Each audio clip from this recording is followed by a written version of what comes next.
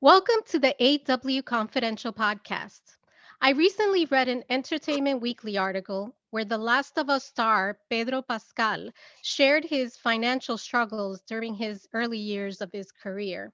According to a recent survey done by Queen Mary University of London, a mere 2% of actors make a profitable living from their craft.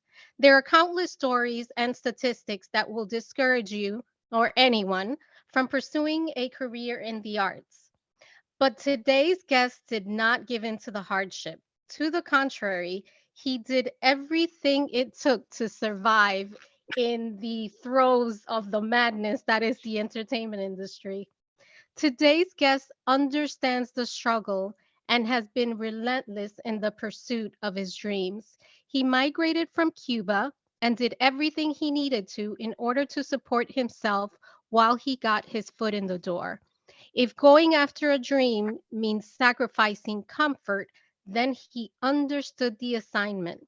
Actor Nelson Ascencio grew up in the suburbs of New York, but moved to the city straight after high school, where he trained at the American Academy of Dramatic Arts and went on to live a period of partying and nomadic life until his identical twin brother gave him a place to crash at his dorm. Present day, the actor is living in Los Angeles and has secured a sense of stability in the business. Millions will know Nelson from the Hunger Games franchise as Flavius. He has recurred and been a guest star in popular series like Law and Order, Gordita Chronicles, Manifest, which is one of my favorites, Orange is the New Black, and so many other shows. One of his earlier gigs was on Mad TV series. He was the first Latinx series regular, which is an amazing accomplishment. Most recently, you can see him as Virgilio Gonzalez in HBO's The White House Plumbers. Nelson, that was a Hey, mouthful. How are that was a you? beautiful introduction. Oh, It well, made thank me you as a feel, writer. it made me feel kind of like, wow.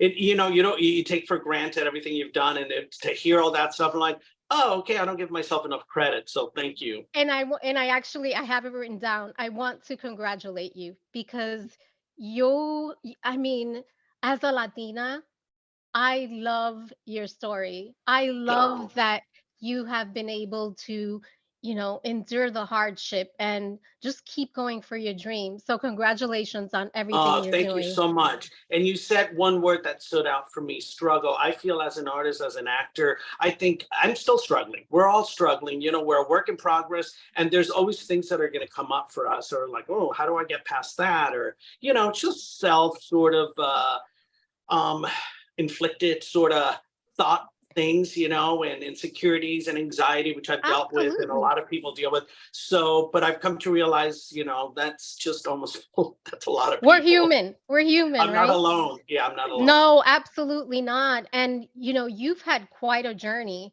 And I read that early on, you moved Mhm. around a lot in New York Right. City, about 11 times in 8 years, and you held over 35 jobs. And I'm sure you missed a couple. We hear about, the struggling actor all the time, Right. and you have held all types of employment, from an Yeah. ice cream shop to an adult club. Now, I'll get into that though. I have to ask. My You mom doesn't know migrate. about that one. That's okay. We won't get her to listen to the podcast. Now, you migrated from Cuba. You uh-huh. went to school. You faced these challenges of an unpaid actor. You were raised by Latino parents, and I know what that's like. Thank Mhm. you to my Dominican parents. I know the pressures of growing up in a Latino household. So, what is your why? Why continue a path of hardship and not just get what I remember these words, a regular 9 to 5 with benefits, stability, the pension? Did you ever hear that? And um, how did you overcome the mental anguish? Because it had to be difficult once you said, you know what, I'm not going to listen to whether it's my parents or my own, insecurities. I'm just Right. going to go for it. There must be some mental anguish there. I know as a creative that, the doubts creep in. Right. Yeah, that was a mouthful, but that's a lot. It covers a lot of most of our lives. Like I said, the struggle's always still there. And that comes down to me taking care of myself, not just physically, but spiritually and mentally. And I do a lot of work on that on the side, whether it's reading, every self-help book there's available to me. And I Meditation? have certain meditation when I can. I could get better at that. But, I do my own meditation, even if it's 5 minutes of silence, to stopping every once in a while during my day. And for 3 seconds, I just breathe and stop everything I'm doing. And yeah, but growing up, you asked a question about, about getting through it. I think there's two things that come to mind that we're born into. I think our sexual identification, it's like no one is made to be anything. We are born the way we are. And also as an artist, we're born as artists, I think. And you go through a whole, lifetime of trying to either talk yourself out of it or accept it. And I think at my age, and I've accepted I am an artist, I'm an actor, and every day I work more and more on taking pride in that. It's always been a struggle. And coming from Latino parents, when you get to this country, it's not like, my parents came to this country and immediately they just went into working. I was like 7 years old in the 70s. And my parents always had like 2, 3 jobs. So I've always known that. They were amazing people. They are amazing people. I lost my dad like just under a year ago, and he was the sweetest, kindest man of few words, but he was just a but he left me behind with a very sassy, funny mom who I give her credit for most of my comedy and sense of humor comes from her. She's an incredibly funny, outspoken lady. But yeah, growing up with them, it wasn't the traditional path. And I don't even think I had conversations with them about this is where you're going to go to college. Not for us. That was not enough. We kind of figured it out on our own, and that they did what they could and they did the best they could. So I'm going to give them kudos for that. But as far as like actor, there were no conversations like, oh, you draw really well, or you're very funny. I remember always being very funny, being the clown in my family, like constantly cracking my mother up. And they always thought I was funny and making the best, being self-deprecating, whatever. I'm a short guy with skinny legs. So I always turned it into comedy for myself. And I realized I'm getting a reaction from people. So I think that was the beginning of like realizing, oh, I'm kind of funny. I'm a little different from other people. And I enjoy comedy. I enjoy making people laugh. And that trajectory took me through, New York, where I had a very, sort of, I guess, I don't know if it's predictable life for a young person, a young artist. Yes, I partied a lot. How can you not in New York City? I was 18, a very strict Latino upbringing. And the minute I graduated from high school, I was going to go to the University of Cincinnati. And I also got into Catholic University and all these good schools. But a part of me was pulling, it's like, I don't want that. Yo no quiero eso. Yo quiero la ciudad. Yo quiero la pachanga de la ciudad. It's like, I needed that juice of the city. And so I went and auditioned for the Academy of Dramatic Arts. I got into that program in the summer, and then I went into it the following year. And I kind of juggled that with a lot of partying. And my parents don't come from money. So I knew that I had to get a job in order to pay my bills. My first Now, apartment was like so small, my mom cried. She was like, can you come back home tonight? oh my, well, it's New Yeah, York. she You couldn't can accept afford what, that. like 500 square feet if you're lucky. Yeah, she's But like, you had to sit sideways on the toilet. Ay, mijito, Dios mío, por favor, venga. She literally was crying. And that was the beginning of like multiple jobs, multiple homes. oh wait, I'm not gonna let you off the hook. Just a minute. Uh-huh. 35 jobs. So you've run the gamut. So I Yeah, have to I ask, once wrote a list of all the jobs, and it did was like up you? to 35. Yeah. Well, Multiple restaurants. Go ahead. I have to ask, how did you end up working in an adult club? That's what I want to know. How did I? Well, I didn't have a job at the time, and I was working in a print shop in the West Village with a friend of mine who's to this day still a friend of mine. And he goes, hey, you want to make a little extra change? I'm like, sure. He goes, we just got to give out flyers for this club. I won't say the name of the club, but No. it's no longer there. Okay, But it was good. pretty notorious. And I said, sure. And I have a picture of myself still standing by one of the subway stops, I don't know, 14th Street, in Oh like my this little hairdo and little shorts and handing out flyers for this club.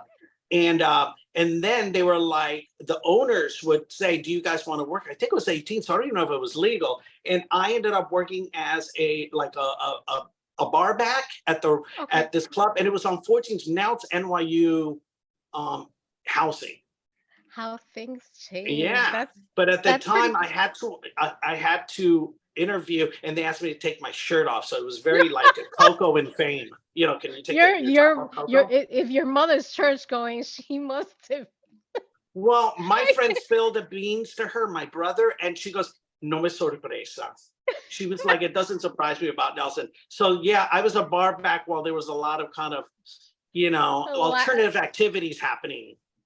Now, so you've had all these jobs, and I have to ask, can you share with us the one that you enjoyed most, liked least, and have a newfound appreciation for? My favorite gig comes to mind was I used to work at Swenson's ice cream store. It was down by NYU. Oh, And I worked there for a while, and I loved the people I worked with. Um, I mean, I was a kid, so I'm consuming, so yeah. many like We different ice creams and burgers. But back then, you didn't care about your diet, so it was fun, and it was in the village. So as soon as I made my money, I'd go out and spend it. So that was a great gig, and just wonderful. And it least was like just a very innocent time kind of for me. And then my least favorite, I would have to probably say. Oh, I once worked, I had to like spend hours just copying multiple checks for a realty company. It was like I showed up and they're like, "So here's the copier." And I'm like, "Okay." And they're like, and it was like literally boxes piled up from floor to ceiling. And I had to unravel each single check oh, and lay them out. It was like being in hell. It was just so tedious and no. monotonous. And Oh, that then must be actually, awful. yeah, and the sex club was like kind of crazy for me.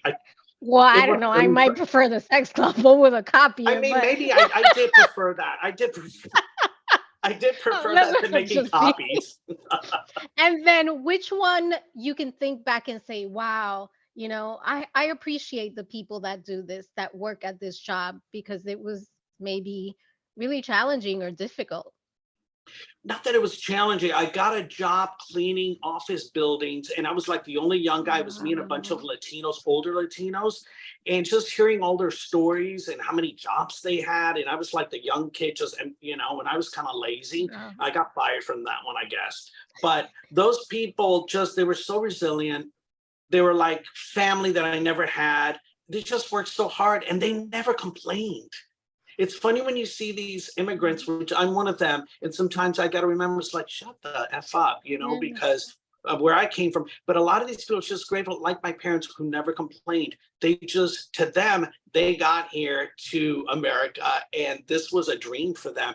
And so that always reminds me, this is a dream for somebody else, maybe not for me, cleaning offices or whatever. But for them, it taught me humility and just, everyone to me is equal. I've I never, love that. I love that. yeah, Thank you for sharing that because I think it's something we forget.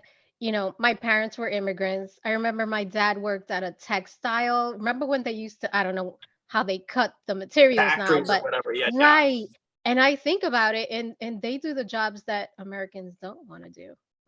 That's why when I see a little white boy saying, they're taking our jobs, I'm like, can I curse? No, I No. can't curse. You could do whatever you want. Oh, really? Oh, then I say, Yes. shut the fuck up. We're I adults don't think here. I've ever met like a busboy named Billy, you know? Oh, Hey, I don't know. Billy. No, that sounds really kind of reverse racist, but you know what I'm saying? I think people will get that. No, But listen, I my mom know. was a cleaning lady all her life. My dad worked at an auto parts store and he loved his job. He was there for 32 years and he took so much pride in that job. And that's what they've passed on to me. It doesn't matter what you do. You work hard, you pay your bills, stay out of trouble, stay out of debt, and don't do drugs, which I did a Now, lot. well, now cannabis is legal, so but anyway, Well, it was more we'll than that. we'll, Let's just say I experimented with a little bit more than that in the 80s we'll to skip date over that. myself, but But not much of it. it's just entertainment. Yeah. What do they call that? Extracurricular activities. Um, Yeah. so your journey has not been easy. You've had fun, but you've made a lot of sacrifices. So Right. what do you think is the biggest misconception that we have about your career. And in your opinion, how can we support our Latinos in Hollywood? So it's a two-part question. Uh, Misconception about your career and how can we support you? Misconception about our careers. Well, I hate the silly, ridiculous jokes like, "Oh, you're an actor. Which restaurant do you work at?" Yeah, that might be true for a lot of us, but it's condescending. It's rude. I think artists as a whole, whether they're a friend or a member of your family, I think artists need to be given support. That's why whenever I come across a kid who's like, "I want to art, I want to draw," and I don't care what you're doing, I'm like, "Kid, if that brings you joy and that's what you love to do, keep doing it." I didn't get that because my parents didn't understand that. Misconception also too, the minute they see you on TV, especially Latinos, which is a beautiful thing, they think you made it. They think you're, I am a movie star. No, they Eres think that you're rico. set. Oh, No yeah. tiene problema, es rico, tiene un Mercedes Benz y todo, and that's not Yeah. true. A lot of us, and I can speak, I almost want to be like an advocate for, like, a lot of us will always have a side hustle. And I've had side hustles up till like last year. I always have a little gig, here and there, something that I do, whether it's cooking for people. I've always had a side hustle. I I love just, maybe that. I'm old school and I don't want to, I feel like, I don't want to be homeless, speaking up, but Well, yeah, well, I was that's homeless temporarily in New York to address that. And this is a great story that people ask me. I'm an identical twin, so that's always comes up. Yeah. So when my brother was in college, he was going to university downtown. And at the time, I didn't have a place to live for maybe like a month, 2 months, 3 months. So like I used literally to, you did not have a bed to sleep on. no, no, I didn't have it. I had a Mm. knapsack, and I got very skinny. Just like my parents were really freaking out. But my brother was at the dorms at Pace University. I hope nobody looks at him. You owe us money, but and he had his ID. We're twins, so he gave me his ID, and I came in and out as much as I wanted for like almost 6 months. And to this day, I'm still friends with some of his friends from. That's how I know all his friends from college. So they didn't Wow. know. So yeah, so that helped out. Yeah, those are the benefits of being an identical twin. I mean, that's an amazing story. Yeah, it's a funny story. Yeah, they But just I'm never glad you questioned it. but I'm glad you mentioned that side hustles because I think maybe close to half of Americans today have a side hustle. Yeah, It's anyone. Yeah, I mean, it's expensive. it is. And I live in New Unless York, so you're telling me, but yeah, it's very expensive here. And exactly. yeah. But yeah, regarding the side hustle, yeah, everyone has it. Like I said, I've had it till about a year ago and it helps. And I pray and I'm so grateful. You mentioned something earlier on. I am that 1-2% that can make somewhat of a no estoy rico, I'm not, pero it's somewhere out there. It says that I have $5 million. I don't. If you Well, that's Google me, I'm that's like, definitely what? not after Nice. taxes, that's for sure. I use that as a visualization, actually. I'm like, I go Hey, back to that. I wrote my check already. I'm like, I'm gonna Yeah. write it. Just keep it there. See Yeah, what happens. I had one. The Yes. universe works. It They works. say ask, so ask big, think big. Absolutely. Yeah. So how can your community, how can we support our Latinos in Hollywood? Because I think it's important. I think, the fact that we're having more Latino representation, actors like you and in films like The Hunger Games, Right. in shows like, and we will talk about your new show on HBO, but how do we support you more? Because I think we do need to do some of that, Yes, it's a or a loaded lot of it. question and it's loaded. And I've spent 30 plus years in this industry as a Latino. How we can support is like, well, first of all, as younger millennials with kids or people of your age and older or younger, maybe who are going to have kids, expose your children to, well, first of all, it, remind them that everyone's got a story. And if you have creative types in your family or your kids like to write and stuff, encourage that, nurture that. That's a problem. I think one of the problems in Hollywood is like, Latinos don't say, hey, kid, go be a writer. No, we go learn, go get a trade, or go to school, but don't be a writer, don't be an actor, don't be a dancer. That's the last, well, that's my experience. I've met some fortunate Latino goes, oh, my parents always encourage me. I'm like, really? No, I don't, not my No, experience. my parents did encourage the arts. They did. I But studied, you're yeah, I much, much younger than I am. So your parents are probably younger and more evolved. But a lot of Latinos don't encourage direct kids to go into the entertainment industry to be TV writers yeah. because that's where the stories begin. And the stories begin with writers, and writers become showrunners. Showrunners end up running studios. So it's got to start there. We need to encourage people of color, gender, whatever, sexuality. Tell your stories and start young, start early, get those stories out there. And also, too, I'm very I pride myself in whenever I come across another Latino artist or actor, I'm sorry, I'm like, what do you need? I didn't get that. Mm. My experience, I don't want to sound bitter, but I've never had handouts from other Latinos. I think Latinos could help each other. There's a lot of what I call come mierda that they say, oh, Latinos don't get enough story and they whine and shit. And it's like, I've run into some of those people. And you know what? They didn't give me a second look. Sorry, I'm not going to say names, but there's plenty of come mierdas out there. They're like, talk the walk or walk the talk or shit or get off the pot. But it's I like love that. it needs to start with us helping other Latinos as a community. Absolutely. I think we have, it's funny because I interviewed Lauren Escandon at some point, and I think she mentioned, not in those words, but she mentioned how, we have to open the door for those that come behind Yeah. us. Yeah. If I mean, I not, presented an award to another fellow artist once at an awards event. I presented him the award. As soon as we went backstage, that artist didn't say a word to me, and he was Latino.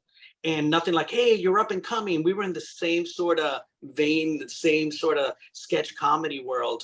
And then later on, interesting enough, and I sound bitter, but later on, it was like a year later, I had a job as running a restaurant. I was a manager. I had to bring him to a table. He didn't acknowledge me. Not that he should, but I was like, come on, Mijo, we met like a year ago. I presented you an award. I've been on a major network. This was after Matt TV. Nada, didn't acknowledge me, nothing. If this person continues to sort of pontificate about Latino representation, well, buddy, it starts with you. And if he hears this conversation, maybe he'll know who it is. But that was not my experience with this artist, unfortunately. wow. Well, I'm I feel like sorry I'm to on the hear Howard that, but Stern and I'm getting really like, I I love you. I'm right now I'm a fan. I'm a fan. I love that you're so genuine and real. This is what AW Confidential is about. Sharing our real stories, not just, right. the fluff. So I I'm not appreciate going to your give you the honesty. fluff. I love Yeah. it. I love it. I'm But that loving you comes with right now. age. That comes with age. I hear Thank you. that. No You're tiene very pelo en easy la to talk to. lengua. You're amazing. Oh, thank you. So I want to speak about your new show. Oh, You okay. are enjoying this fruitful career, and you have a new series on HBO called The White House Plumbers. And you need to give us a little bit about the show and your character, Virgilio Gonzalez. Uh-huh. Tell me a little bit about the show, the character, and why we should be watching this show. And I'll be tuning in. Right. Well, it's on HBO. It's the White House Plumbers. It was brought to HBO by wonderful director David Mandel and its creators and head writers Peter Height and Alex Gregory. And I just feel the three of them, and of course a team of costumers and hair, everyone, the entire crew. It's just such a well-crafted satire on a political event that took place in the 70s called the White House Scandal. Where it was trying to back Nixon up, but in the end, it was a big debacle, and there were a list of characters involved in this, and they were sort of planting bugs and trying to get documents and stuff like that. So I play Villo, they call him Villo Gonzalez, and he was a Cuban immigrant. Him and three, they were in the caper, in the heist. They were arrested. They arrested five of us, and three of those were Cubans. and myself, Masculino, and Barker, who was half Russian, half Cuban. So I play video. I'm the locksmith. So you'll see me in the show trying to pick the locks multiple times, unsuccessfully, which brings a lot of comedy to this political satire. But like I said, it was just perfectly crafted by David Mandel's direction and the writing. I had so much fun on it. And also, too, because of what was happening then, as far as like it was bringing up the whole issue of like, you know, not trusting your government or whatever, I think that's very relevant nowadays. And the way it's been, filmed, it's almost user friendly. I think for younger people, I think they're really going to enjoy it, not just because of the satire and the comedy of it and the great acting, especially by Nelson Ascencio, but it's very relevant to what's been going on. I don't know what your political leanings are, but mine and everything that was happening, in the last 2 years and prior to that with the last president, so. I don't want to give too much away, but I no, mean, don't it's give not too like a much away. spoiler alert. We know what happened. We all got arrested. So, and I'll wrap it up with this question about the show. How does it feel at this point in your life or in your career? Because you have years to go. You're still a young man. But to be working with such an incredible cast. This is, it's HBO, and it's I think it's a big deal. It So is a big deal. HBO Monday's a big deal. But it was a great experience. It took a while to film that, and we created such a brotherhood between all of us, especially the three Cubans were actually portrayed by three Cubans. I usually don't get to play a Cuban, wow. Oh, I love that. Okay. So and I just find that, well, I'm so grateful to, again, the director and the people over there in casting and the storytellers there, that they actually cast Cubans, because during the filming, you'll see there's a lot of Spanish, and they gave us the luxury of improvising and playing. And we knew exactly what we were talking about, how to say it, and how to just, riff on stuff in Spanish with, el cubiche, all the slangs, oye, tú sabes, I fulanito. So love there's a lot of that. So that. that was so much fun to do. And so that made it really special. And I'm just honored to finally get around at this point to be able to play a real life character in based on true events, and to have so much fun while I was at it. Did I answer your question, or did Yes, I you like did. No, digress and you rant? did. You did. I love it. I love it. I will be watching. So Yeah. one of one of the things that I love to do at the end of the interviews, and I can't believe this is concluding Uh-huh. because you're amazing. Um, I like to ask our guests to share a mantra, a quote, or piece of advice to inspire. Can you share the best advice given to you during your days as a struggling actor that you still use today? Oh my God, there's so many, because like I said, Oh, I read a lot wow. of that Of stuff. course. I mean, there's the cliche, carpe diem, seize the day. That's always one in my head, just kind of go for it. Um, because this is a female driven podcast, I'm going to give kudos to Gina Davis. She had a quote, if you risk nothing, then you risk everything. So as an artist and in life, you've just got to take chances, and hopefully you'll be surrounded by people that love you and support your way of thinking about things. And mommy and papi, I'm never going to have kids, I'm not going to have a car, I'm not going to have a steady paycheck, but I love doing this. I love And it. hopefully they will say, keep doing it, I've got your back. Y dime My un parents, dicho, y dime un dicho cubano porque somos latinos. ¿No oh my tiene? God. Oh, sí, pero es muy grosero. It's too dirty. Okay, you can Well, tell no, me no. off. My What? father it's one that you hear saying, my father would always say, and I don't want to get emotional because I love my dad, but every time I would talk to him, look, my throat, sorry. No, He don't would worry. say, I've cried on the Nelsito, podcast. yeah, Nelsito, echa pa'lante. Just keep going. Oh, yes. So, I've actually heard it from other guests. If you're yeah, Latino, you know what just, echa you pa'lante just means. gotta, yeah. And failure teaches us a lot, and I failed a lot, and that's something you keep hearing about other artists, and I still turn to that, and people that are, big names and stars and luminaries and iconic people. It's all about failure and what you learn from that. So I love I'll it. leave you with that. Nelson, you are amazing. Can you share with the listeners how can everyone find the show, find you? Right. So I'm on Instagram and under Nelson Ascencio. And let's see, I don't do Twitter because I lost my password, so I can't get on. It's too complicated. I'm on Especially Facebook, now. but I would say Instagram is the best way to get a hold of Instagram. me Okay. and say hello and follow what I'm doing. The show's the White House Plumbers on HBO. And it's playing now. It is. It premiered May 1st. Perfect. Nelson, eres encantador. Thank you so, so much for, sharing your story, being so honest, open, humble. We love you. We will look for you. Best of luck with everything. Oh, thank you. You're equally as wonderful and Oh, nice, thank and you you. make this such a pleasant experience. So thank you for Thank hearing me out. I really appreciate Thank it. you. And Okay. thank you guys for listening to another episode of the AW Confidential podcast. Talk to you soon. All righty.